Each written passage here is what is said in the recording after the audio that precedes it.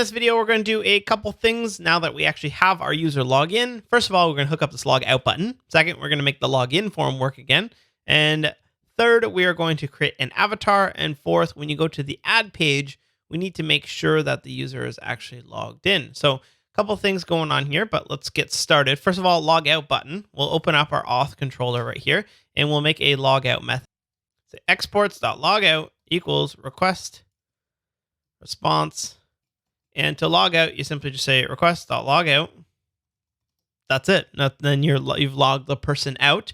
But we also want to tell them that it works. So we'll say request.flash success. You are now logged out. Maybe put an emoji in there. Good. And then finally want to redirect them. So response.redirect. So we actually need to handle this. We'll just redirect them to the home page. Good. Then we'll open up our index.js. And if you click on this logout button, it's going to /logout, and it's 404ing. So we simply just need to make a route handler for that. Router.get /logout. We're going to say auth controller.logout. That should do it. So now if I click on logout, it says you are now logged out, and it has redirected me to the home page. And you can see that because if we take a look at our layout.js, you see on our layout, we'll say locals.user or user.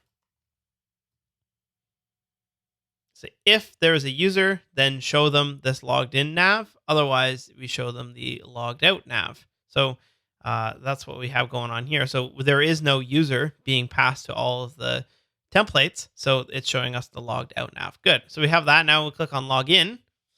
And we have this happening here, but we haven't yet actually set up the post, right? If I try sign in with wesboss@gmail.com and I put in Wes and click in login, it's going to 404. Why? Because we do have a get login, but we do not have a post login. So we can do that now. We'll just say router.post /login.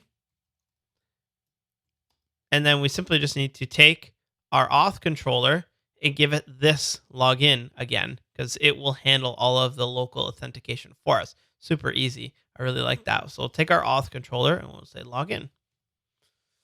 Now go back here, click on login, try to log in, and then it will successfully log us in. That's all that there is to that. You can log out. Let's try it one more time for good old time's sake. Beautiful.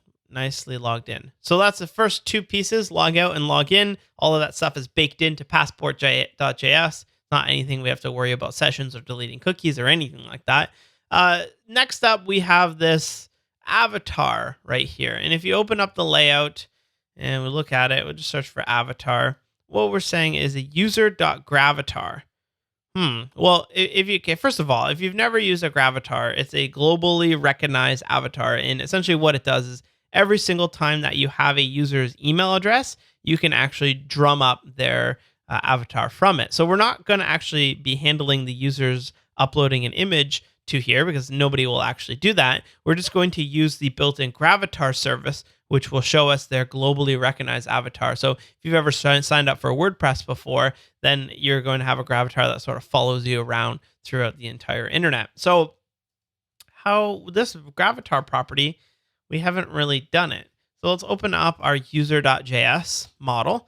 And we don't actually need to add a new property here called gravatar because it can be used with what's called a virtual field.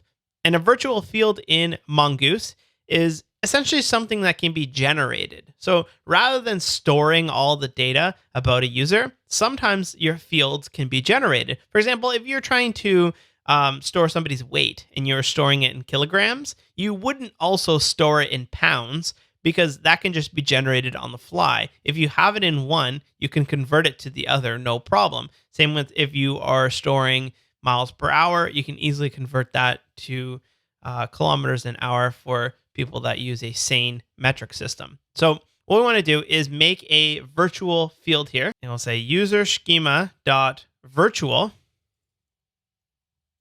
And we're going to make the virtual gravatar. From that, we can have both a get and a set function. In our case, we only need a get function here. And whatever you return from this function here is going to be returned from the gravatar. So you could do something hilarious like search for the rock picture. Go to images. There we go. Visit the page. Oh, no, that's not what we want. View the image. There we go. So what we could do from here is we could simply return the actual rock, right? Now when I refresh the page, oh, we don't actually see it. Let's check our layout. It's because I've put this D retro on it. We need that for in a bit, but tick that off for now. And I refresh, you'll see the rock showing up. Why? Because it didn't add a new field. The rock is not stored in the database.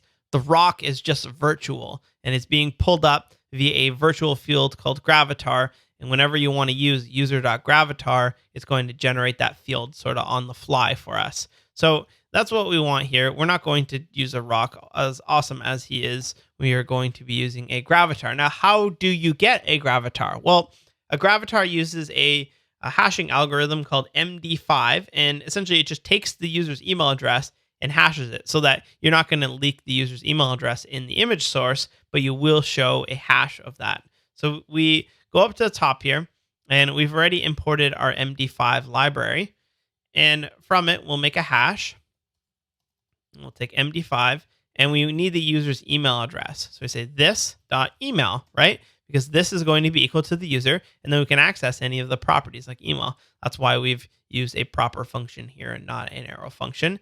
And then from that, we are going to return backticks and HTTPS gravatar.com/avatar/ then this is where you do the hash,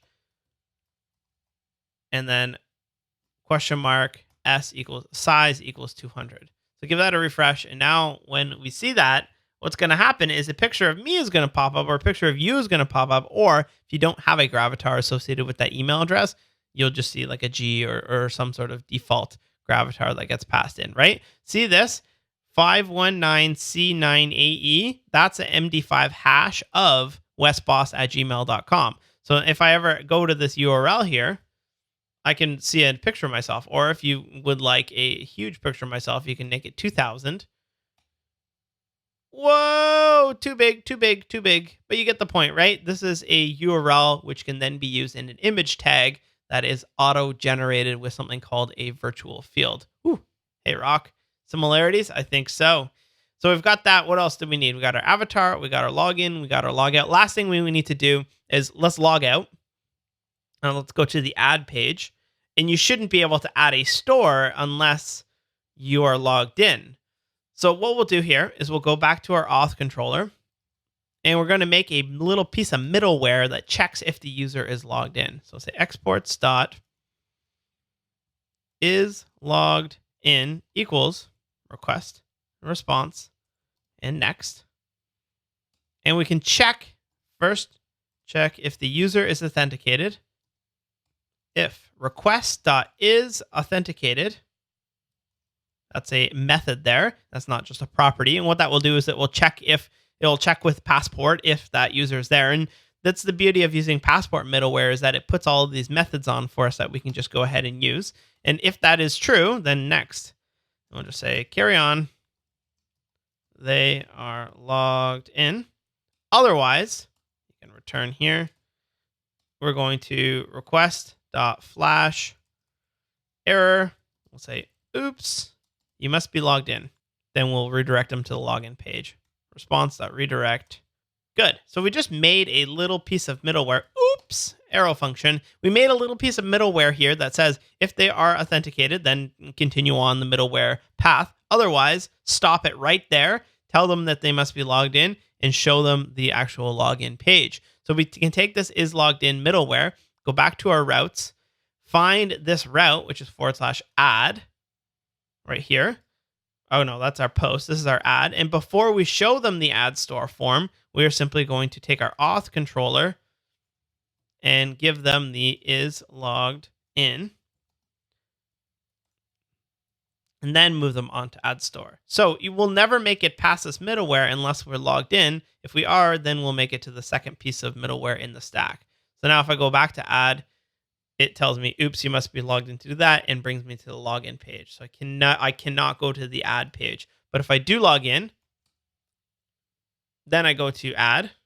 It shows me the ad page because I'm logged in, right? Couple little goodies in there. Let's move on to doing the user account screen.